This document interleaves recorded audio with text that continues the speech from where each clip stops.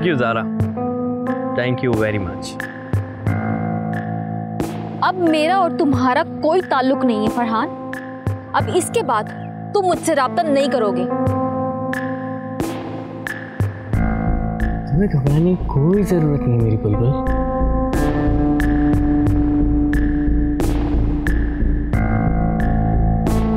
Love you Zaara,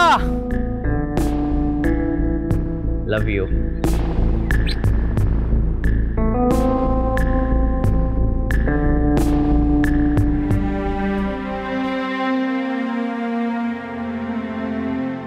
Amina, खैरियत तो है ना?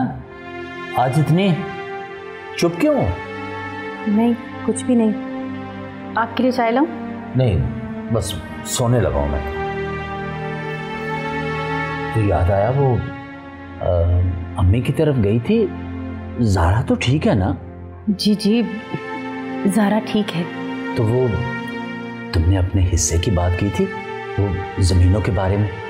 नहीं, वो अम्मी की तबीयत ठीक नहीं थी, इसलिए मैं बात नहीं कर सकी।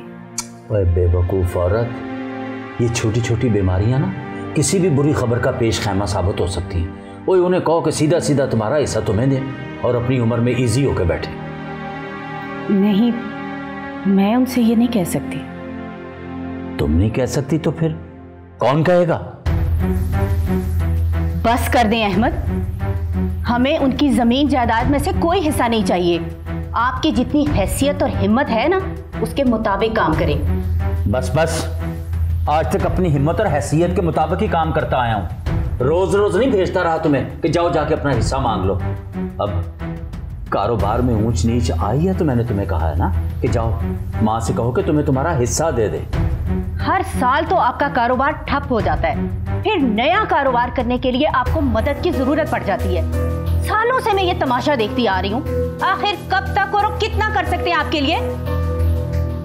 किस कदर जुबान चल रही है आज तुम्हारी, ना वहां जाके यही बकवास सीख कर आती हो। हद हो गई, पता नहीं किस किस्म की औरत हो। जिस दिन से मेरे घर आई हो ना, मेरा कारोबार तबाह होकर रह गया।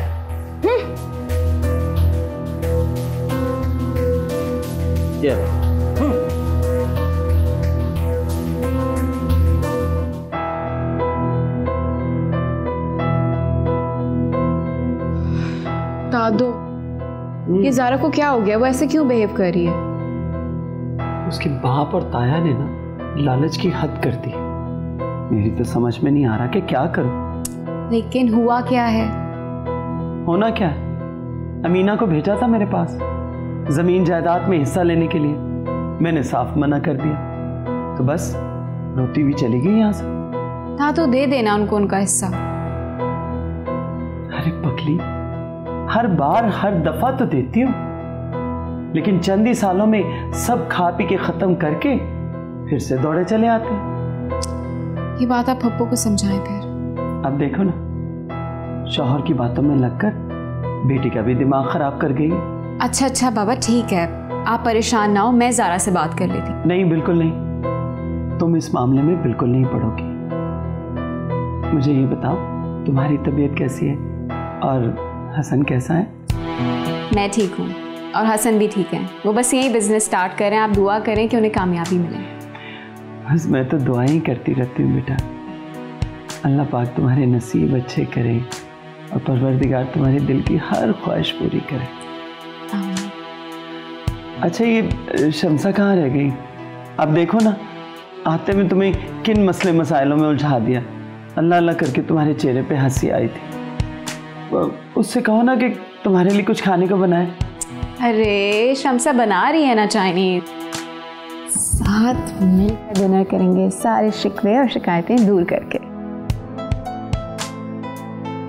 हाय हाय बेटा, दुआ करो कि ये ज़ारा को भी ना मोहब्बतें बांटनी आ जाए। वो बस गुस्से में ठीक हो जाएगी। चले ना, आप चलते हैं। तुम चलो, मैं आता।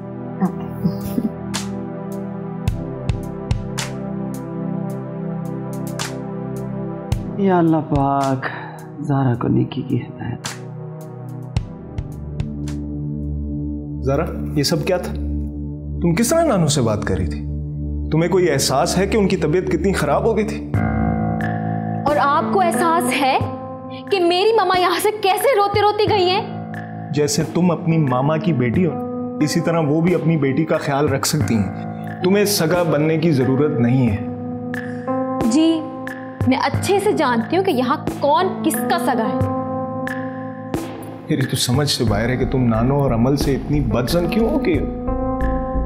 क्योंकि आप और नानो को अमर के अलावा तो कोई नजर ही नहीं आता ना। हद है ज़ारा, हद है तुम्हारी ये फजूल सोचों की भी। आ जाओ। वो ज़ारा बाजी, अमल बीबी आप लोगों को खाने पर बुला रही हैं। हाँ, आ रहे हैं।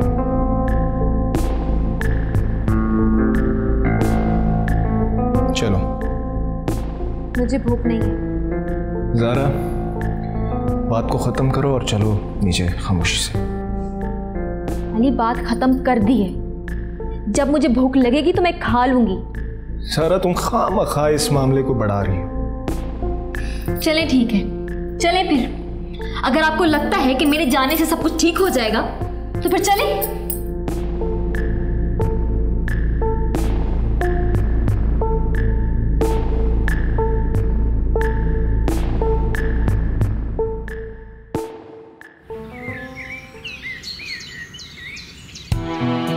अमल, तो बुलाओ अब सबको, खाना खाने के लिए। बस आते ही होंगे, फिर साथ में मिलकर शुरू करेंगे। शमसा ने लगा दिया खाना। शमसा ने तो सिर्फ लगा दिया है, बनाया तो सारा खाना तुमने है। नहीं दादो, दोनों ने मिलके बनाया है। आज क्या पकाया है? बड़ी जबरदस्त खुशबू आ रही है। चाइनीज, आपका favourite. By the way, Zara को भी चाइनीज पसंद है ना? कुछ खास नहीं, बस मजबूरी के तहत खा लेती हूँ। अरे बेटा, ऐसी कौन सी मजबूरी है? हाँ, तुम्हें जो पसंद है तुम वो बना के खा लो। नहीं, इट्स ओके। अब अमल ने बनाया है तो चख लूंगी दिल रखने के लिए। Thank you so much Zara. By the way, मैंने फ्रिज में कबाब बना के भी रख दिए हैं, सो जब दिल करे निकाल के फ्राई करके खा लेना। नहीं, ठीक है। वैसे नानो, आप तो बिल्कुल ठीक लग रही हैं। मैंने तो सुना था कि आपकी तबीयत बहुत ज्यादा खराब है।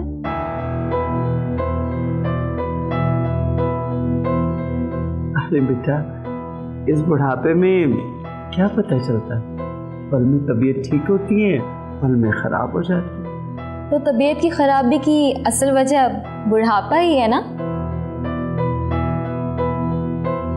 बेटा, बुढ़ापा वाकई बड़ा मुश्किल दौर है। इस दौर में अल्लाह पाक किसी को किसी का मोहताज ना करे। बस चलते फिरते ही इस दुनिया से ले कहा दो, अल्लाह ना करे आपका साया हमेशा हमारे सरों पर सलामत रहे। आमीन। अच्छा, आमीन। चलो अब चल के सब खाना खाते हैं।